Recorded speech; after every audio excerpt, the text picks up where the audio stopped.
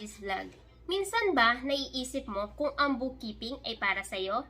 Especially kung hindi ka naman graduate ng accountancy or kahit anong course related sa bookkeeping and accounting. So ngayon, sa video na to, pag-uusapan natin ang sagot sa tanong na yan. So kung interested kang malaman, please keep on watching until the end. Do not skip para wala kang mamiss na tips and tricks na i-share ko throughout the video. So without further ado, let's get started!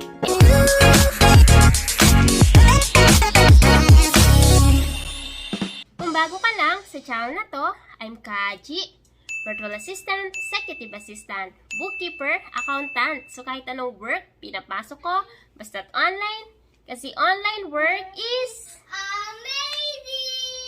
Sa channel na to, dinidiscuss natin more on online work, tips and tricks, and mga success stories. So kung interested ka sa mga topic na yon, please consider subscribing and don't forget to hit the notification bell para wala kang ma-miss na video na in-upload ni Kaji every single week. Guys, nung nag-check ako ng mga comments sa YouTube channel ni Kaji, etong mga comments na to, yung mga naka-attract ng attention ko. So, sabi ko, bakit hindi ko kaya gawa ng video? Kasi marami sigurado sa inyo ang nagtatanong, Kaji, kailangan ba accountancy graduate ako para maging isang bookkeeper? Okay, ngayon sasagutin natin ang tanong na yan.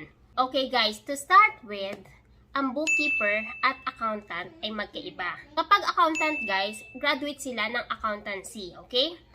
Pero kapag bookkeeper, hindi mo kailangan maging graduate ng accountancy para matawag kang bookkeeper or makapag-apply sa mga role na bookkeeper, okay? So, ulitin ko, hindi mo kailangan maging accountancy graduate or any course related sa accounting or bookkeeping para matawag kang bookkeeper, okay? Pero ano ba yung kailangan mo para makapag-apply ka sa isang company as a bookkeeper? Paano ka ba makapag-o-offer ng services na related sa bookkeeping kung hindi ka accountancy graduate? Number one, as long as alam mo yung basic ng bookkeeping, yung debit, yung credit, and then you know how to create chart of accounts, and marunong kang mag-classify ng transaction kung expense ba to, income, or asset ba to, or liabilities, okay? And guys, lagi nyo tatandaan, kahit high school graduate kayo, kahit undergraduate kayo, or graduate kayo ng any course, pwede kayong maging bookkeeper. As long as alam nyo yung number one, which is yung basics ng bookkeeping, okay? Next, Kaji, hindi ako graduate ng accountancy. Alam ko yung basic, pero hindi ko alam kung paano yung buong process. So, anong gagawin mo? Guys, kung gusto nyo maging bookkeeper at alam nyo yung basic, maraming ways para matuto kayo ng isang buong process ng bookkeeping or ng accounting, okay? So, number one is you can acquire training. Paano kayo makaka-acquire ng training? Pwede kayong pumasok sa mga bookkeeping firm kasi most of the bookkeeping firm, kumukuha sila ng mga newbies para mag-train ng mga bookkeeper.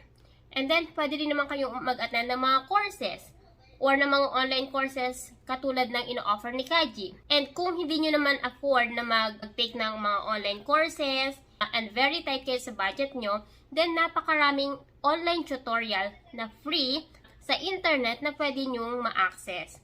Especially sa mga software katulad ng Xero, QuickBooks, meron silang mga free online training dyan na pwede nyong gawin. Yun nga lang, walang mga actual cases na pwede kayong magawa. Pero, the good thing here is, pwede kayong mag-create ng free account sa Xero and sa QuickBooks and pwede nyo silang ma-navigate ng actual. Okay?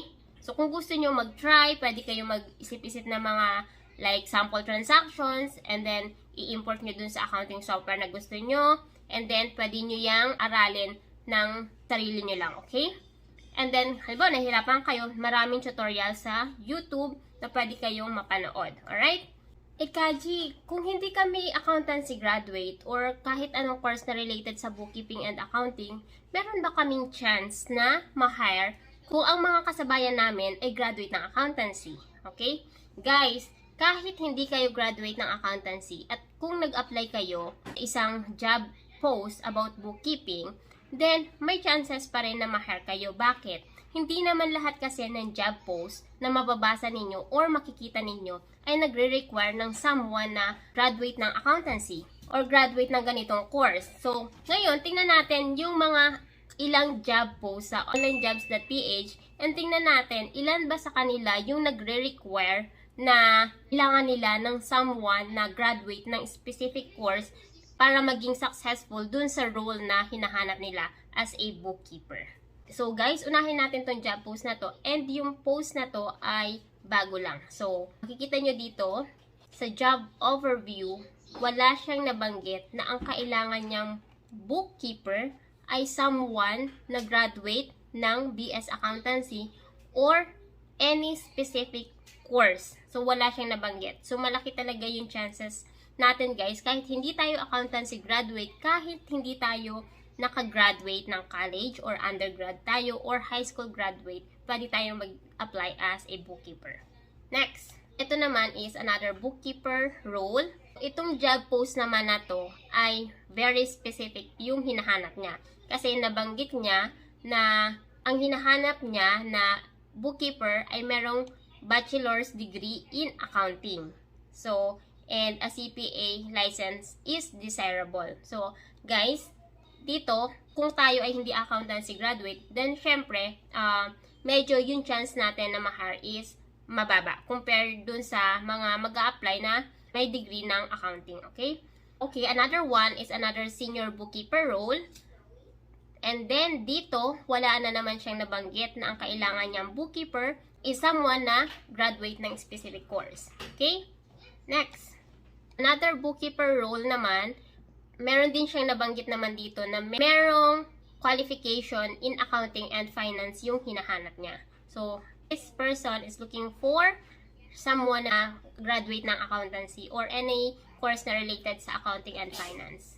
Next post naman about bookkeeper is hindi rin siya naghahanap ng someone na graduate ng accountancy or any specific course. Pwede tayo mag-apply dito kahit hindi tayo graduate ng accountancy or kahit hindi tayo nakagraduate ng college. Alright? This one ay wala din nabanggit na kailangan niya ng someone na merong degree in accounting or any specific course. Okay? This one is a general VA and bookkeeper role. Ngayon, ito namang isang to ay wala ding nabanggit na specific course na hinahanap niya, okay? So, dito sa next post about bookkeeper, ay wala rin siyang nabanggit na kailangan niya ng may degree in accounting, pero kailangan meron kang thorough understanding sa US taxation and payroll. Kahit hindi ka guys accounting graduate, pwede mong matutunan ang US taxation and payroll. Maraming way para matutunan yan. Okay? Katulad ng nabanggit ko kanina. Okay, another one here is another bookkeeper role na walang nabanggit na kailangan niya ng specific degree pagdating sa role na to. Another one ay wala rin siyang nabanggit na specific degree pagdating sa pagiging bookkeeper. Okay guys, ngayon na-clear na natin na hindi mo kailangan maging accountancy graduate or kahit anong course related sa accounting and bookkeeping. Pero guys, since wala tayong degree sa accounting and bookkeeping, mas maganda guys na magkaroon pa rin kayo ng certification. Ano yung certification na sinasabi ni Kaji? Certification pagdating sa software. So, magiging mas maganda kung kayo ay isang Xero Certified Advisor or QuickBooks Online Pro Advisor. Kapag meron kayo ng mga certification na yon, kahit hindi kayo graduate, guys, malaki yung chance nyo na ma-hire.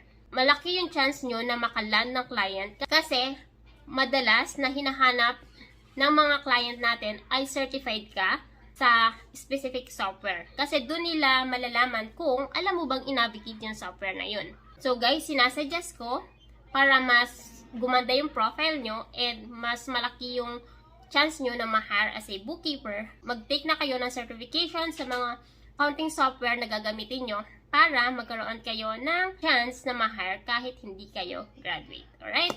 So sana may natutunan kayo sa video na to. And uulitin ko guys, kung hindi kayo accountancy graduate, huwag kayong panghinaan ng loob kasi malaki pa rin yung chance nyo na ma-hire kahit wala kayong degree ng accounting, okay? Ang mahalaga, you can deliver the result na hinahanap ng client mo, alright? So I think that's all for today's video and I'll see you on my next video. Bye!